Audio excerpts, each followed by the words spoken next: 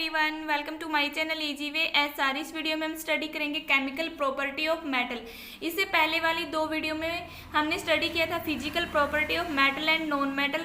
Physical property के base पे metal और नॉन मेटल को डिफ्रेंशिएट करना काफ़ी नहीं था, इसीलिए क्या है कि केमिकल प्रॉपर्टी के बेस पे हम देखेंगे इन दोनों में क्या क्या डिफरेंसेस हैं। तो देखो, जो मेटल है वो किन किन के साथ रिएक्ट करती है, कैसे हम पता लगाएंगे कि ये जो मेटल है वो ज़्यादा रिएक्टिव है या कम रिएक्टिव है। अगर मेटल किसी दूसरे सब्सटेंस के साथ जल्दी से रिएक्ट कर लेती तो हम बोलेंगे वो ज़्यादा रिएक्टिव है, अगर वो स्लोली रिएक्ट करती तो बोला जाता है कि ये लेस रिएक्टिव है। तो देखो कैसे कैसे इसके चार वेव हैं। पहले तो क्या है, जो मेटल है बर्नट इन एयर की क्या होगा जब उनको क्या है एयर के प्रेजेंस में बर्न किया जाता है। वाटर के साथ क्या रिएक्शन होती है, एसिड के साथ क्या रिएक्शन होती है मेटल की, और मेटल साल्ट के साथ क्या रिएक्शन होती है। ठीक है, तो देखो आज की इस वीडियो में हम स्टडी करेंगे इसका जो ये फर्स्ट स्टेप है पहले वाला, बर्नट इन एयर, कि क्या होता है जब मेटल को बर्न किया जाता है एयर में। तो देख क्या है कि मेटल रिएक्ट विद ऑक्सीजन, की जब इनको बर्न किया जाता है तो मेटल क्या करती है, ऑक्सीजन के साथ रिएक्ट करके क्या क्या बना देती है, मेटल ऑक्साइड। और जो ये मेटल ऑक्साइड बनते हैं ये बेसिक इन नेचर के होते हैं। ठीक है, तो क्या है, all metal react with oxygen form metal oxide, जो कैसे होते हैं बेसिक इन नेचर के होते हैं। जैसे एग्जांपल से देखिए, हम कॉपर एक मेटल है, उसकी ऑक्सीजन के साथ रिएक्शन करवाई तो क्या बनाया है, कॉपर ऑक्साइड। और ये कॉपर ऑक्साइड कैसा नेचर के होते हैं, बेसिक नेचर के होते हैं। और जो ये कॉपर ऑक्साइड है ये कैसा होता है, ब्लैक ऑक्साइड होती है। ठीक है, देखो मैंने पहले बताया आपको कि सारी की सारी मेटल क्या बनाती है, मेटल ऑक्साइड फॉर्म करती है, वो बेसिक नेचर के होते हैं। बट जो ये कंडीशन ये सभी मेटल के लिए सही नहीं है, क्योंकि कुछ एक मेटल ऐसी भी हैं जो क्या करती हैं, मेटल ऑक्साइड तो बनाती हैं लेकिन वो एम्फोटोरिक नेचर के होते हैं। एम्फोटोरिक नेचर का कैसे होता है, वो एसिड के साथ मतलब वो क्या होते हैं, एसिडिक और बेसिक दोनों नेचर को शो करते हैं, जरूरी नहीं है कि वो बेसिक ही नेचर के होते हैं। ठीक है, तो सब metal oxide such as aluminium oxide और zinc oxide so both acidic as well as basic behaviour. ठीक है, कि जो एल्यूमिनियम के ऑक्साइड बनेंगे और जिंक के ऑक्साइड बनेंगे, जैसे यहाँ कॉपर के ऑक्साइड बना था, बट जो एल्यूमिनियम और जिंक है जब ये ऑक्सीजन के साथ रिएक्ट करती हैं तो ये जो ऑक्साइड फॉर्म करते हैं वो ऑक्साइड एसिडिक और बेसिक दोनों बिहेवियर शो करते हैं, इसलिए इसको क्या बोला जाता है, एम्फोटेरिक ऑक्साइड बोला जाता है। ठीक है, तो एम्फोटेरिक से आप समझ गए होंगे कि क्या होता है एम्फोटेरिक का मीनिंग, जो एसिड और बेसिक दोनों बिहेवियर शो करे। ठीक है, तो कैसे होगी इनके बीच में रिएक्शन, जैसे कि एल्यूमिनियम है, एल्यूमिनियम क्या बनाएगी, एल्यूमिनियम ऑक्साइड बनाएगी। जब ये ऑक्सीजन के साथ रिएक्ट होगा तो क्या बना है, Al2O3, ये क्या बना है, एल्यूमिनियम ऑक्साइड।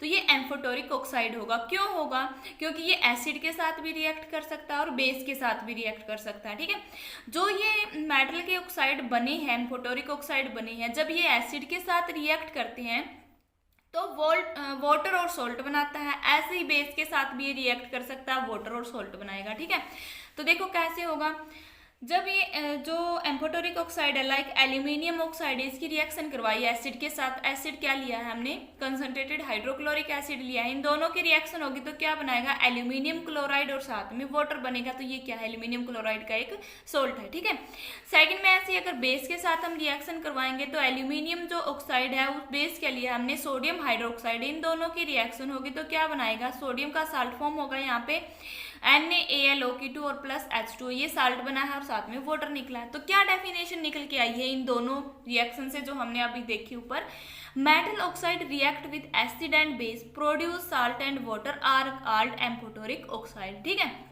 भाई, मेटल के वो ऑक्साइड जो एसिड और बेस के साथ रिएक्ट करके साल्ट और वाटर बनाते हैं तो वो क्या कहलाते हैं, एम्फोटोरिक ऑक्साइड होते हैं। ठीक है, तो आपको उम्मीद है समझ में आया होगा कि एम्फोटोरिक क्या होता है। ठीक है, तो ये बहुत इंपॉर्टेंट है, बोर्ड एग्जाम्स में पूछा जाता है एम्फोटोरिक का मीनिंग क्या होता है, कौन सी मेटल एम्फोटोरिक नेचर को शो करती है, तो वो कौन सी है, एल्यूमिनियम और जिंक है। ठीक है, तो देखो अब क्या है कि जो all metal do not react with oxygen at the same rate. भाई हर एक मेटल का अपना अपना अलग रेट है रिएक्शन करने का ऑक्सीजन के साथ। कोई तो मेटल फास्टली रिएक्ट करती, कोई स्लोली करती है, कोई रिएक्शन शो करती ही नहीं है। ठीक है, तो अब हम देखेंगे कि कौन सी मेटल ज्यादा रिएक्टिव होती हैं। ठीक है, तो देखो क्या है, जो मेटल है लाइक सोडियम और पोटासियम, ये क्या होती है, एल्केलाइन मेटल होती है, ठीक है। Metal like sodium potassium react too vigorously that they catch fire if keeped in the open. देखो क्या होता है, जो मेटल सोडियम और पोटासियम है ये क्या होती है, एल्केलाइन मेटल होती है। ये क्या करती है, जल्दी से रिएक्ट कर लेती हैं, ठीक है। अगर इनको खुले में छोड़ दिया जाता है तो ये क्या करती है, बगैर इसके पास फायर लेके आए, अभी कोई जरूरी नहीं है कि इसके पास आग का होना ही जरूरी है, हम इन दोनों मेटल को अगर खुले में छोड़ दिया जाता है तो ये जल्दी से आग पकड़ लेती है, ठीक है। Hence to protect them and prevent accident fire they are keeped immersed in kerosene oil, ठीक है। तो इनको क्या किया जाता है, इस एक्सीडेंट से बचने के लिए इन दोनों मेटल को केरोसिन यानी कि मिट्टी के तेल में रखा जाता है। तो यहाँ से क्वेश्चन जरूर पूछा जाता है कि सोडियम और पोटासियम मेटल को केरोसिन ऑयल में क्यों रखा जाता है, क्यों, क्योंकि सोडियम और पोटासियम मेटल क्या है, ज़्यादा रिएक्टिव है। जब इनको खुले में छोड़ दिया जाता है तो ये जल्दी से क्या है, फायर को कैच कर लेती हैं और क्या होता है, एकदम से आग लग जाती है, ठीक है। आप जैसे ही इन दोनों मेटल को मान लो बाहर छोड़ दोगे तो ये क्या कर लेगी, आग को पकड़ लेगी, जो क्या है बहुत ज़्यादा ही हार्मफुल है। इसलिए इन दोनों मेटल को क्या है, केरोसिन ऑयल में रखा जाता है। केरोसिन ऑयल में रखने से इनकी रिएक्टिविटी डिक्रीज हो जाती है, ठीक है। तो देखो नेक्स्ट में क्या होता है, जो रूम टेम्परेचर पे मेटल है like aluminium, zinc, lead, magnesium, ये 3-4 ऐसी मेटल हैं जो क्या करती हैं, रूम टेम्परेचर पे जब ये ऑक्सीजन के साथ रिएक्ट करती है तो ये अपने सरफेस के ऊपर एक कवरिंग या थिन लेयर चढ़ा लेती हैं, ठीक है। और वो थिन लेयर किसकी होती है, ऑक्साइड की होती है, ठीक है। जैसे मैं आपको बताऊं कि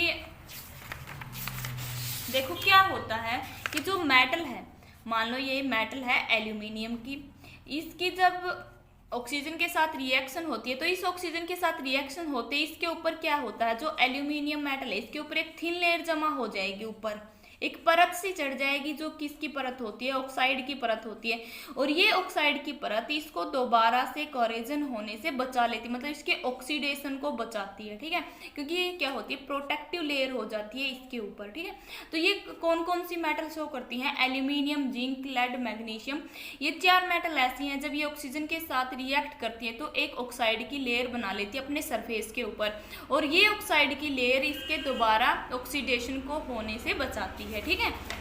तो क्या है, aluminium, zinc, lead, magnesium, the surface of such metal covered with a thin layer of oxide, this layer protect the metal surface further oxidation, ठीक है।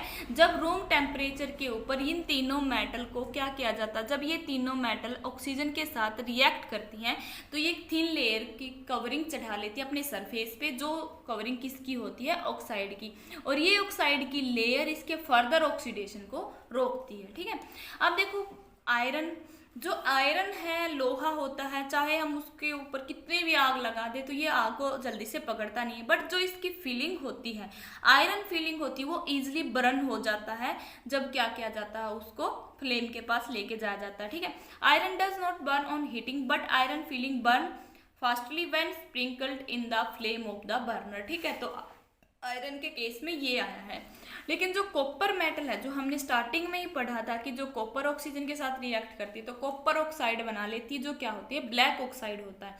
तो इसका मीनिंग क्या है कि कॉपर की सरफेस के ऊपर ब्लैक कलर की लेयरिंग जमा हो जाती है, और वो ब्लैक कलर की लेयरिंग इसके फर्दर ऑक्सीडेशन को रोकती है, ठीक है। तो क्या होता है, जब कॉपर ऑक्सीजन के साथ रिएक्ट करता है तो कॉपर ऑक्साइड बनाता है, और ये कैसा कलर का होता है, ब्लैक कलर का ऑक्साइड बनाता है, ठीक है। और ये क्या करते हैं, ब्लैक कलर के ऑक्साइड इसके फर्दर ऑक्सीडेशन को रोकते हैं, ठीक है। तो हमने क्या पढ़ा है कि कैसे कैसे जो रिएक्शन होती है इनमें। तो लास्ट में एक बचा है हमारी मेटल कौन कौन सी है, जो है सिल्वर और गोल्ड। देखो सिल्वर और गोल्ड के ऊपर क्या इफेक्ट पड़ता है ऑक्सीजन का, ये देखेंगे हम। Silver gold do not, silver का सिंबल क्या होता है, एजी, गोल्ड का AU. Silver gold do not react with oxygen even at high temperature. जो सिल्वर और गोल्ड होते हैं ये लेस रिएक्टिव मेटल होती है, क्योंकि ये हमने देखा कि ऑक्सीजन के साथ रिएक्शन करती ही नहीं है। तो इसका मीनिंग क्या है, ये लेस रिएक्टिव है। तो देखो हमने क्या कंक्लूजन निकाला भी, जो सबसे ज्यादा रिएक्टिव तो मेटल निकली है सोडियम और पोटासियम, ठीक है। और जो मैग्नीशियम थी वो इनके कंपैरिजन में कम रिएक्टिव थी सोडियम के कंपैरिजन में, ठीक है। यहाँ ये तो हमें पता चला कि सोडियम और पोटासियम तो ज़्यादा रिएक्टिव है और मैग्नीशियम इनके कंपैरिजन में कम रिएक्टिव है।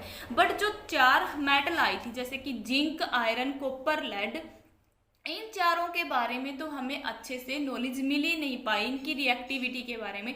ओनली हम इतना जान पाए हैं कि जब ये मेटल ऑक्सीजन से रिएक्ट करती है तो मेटल ऑक्साइड बनाती है, ये लेयर बनाती है अपने सरफेस के ऊपर, लेकिन इनकी रिएक्टिविटी के बारे में अच्छे से पता नहीं लगा पाए जो हमने अभी पढ़ा था इससे। तो हम नेक्स्ट और इसकी केमिकल प्रॉपर्टी देखेंगे। नेक्स्ट में हम क्या पढ़ेंगे, वाटर के साथ क्या क्या रिएक्शन होती है इन मेटल की, तो तब अच्छे से हम जानेंगे कि इनकी रिएक्टिविटी क्या है। तो ओनली जो फर्स्ट स्टेप हमने, जो फर्स्ट इसका पार्ट हमने अभी पढ़ा था कि ऑक्सीजन के साथ रिएक्शन से हम इन सभी मेटल की रिएक्टिविटी का पता नहीं लगा पाए। ठीक है, तो देखो क्या कंक्लूजन निकला, एल्किलाइल मेटल सोडियम और potassium are more reactive but magnesium is less reactive as compared to sodium or potassium, but burning in oxygen does not decide about the reactivity of zinc, iron, copper और lead। देखो जो क्या होता है, metal का burn होना oxygen में ये ओनली सुफिशियंट नहीं हुआ किसके लिए, जिंक, आयरन, कॉपर और लेड की रिएक्टिविटी के लिए। According to this reaction only study zinc, iron, copper, lead form thin layer of oxide when react with oxygen. Only हम इतना ही पता लगा पाए कि जब ये ऑक्सीजन से रिएक्ट करते हैं तो थिन लेयर ऑफ ऑक्साइड बनाते हैं अपने सरफेस के ऊपर। ठीक है, तो नेक्स्ट में हम इनकी रिएक्टिविटी जानने के लिए स्टडी करेंगे reaction of metal with water. ठीक है, कि वाटर के साथ क्या क्या रिएक्शन होती है इनकी, क्या हमें इनके बारे में नॉलेज मिलेगी, तो वो हम करेंगे इसके नेक्स्ट पार्ट में। अगर आपको ये वीडियो अच्छी लगी है तो लाइक करें, अपने फ्रेंड को शेयर करें, बेल आइकन के बटन को ऑल पे प्रेस करें ताकि मैं और वीडियो बनाऊं उसकी नोटिफिकेशन आपको मिलती रहे, और मेरे चैनल ईजी वे को सब्सक्राइब जरूर करें। Thanks for watching this video.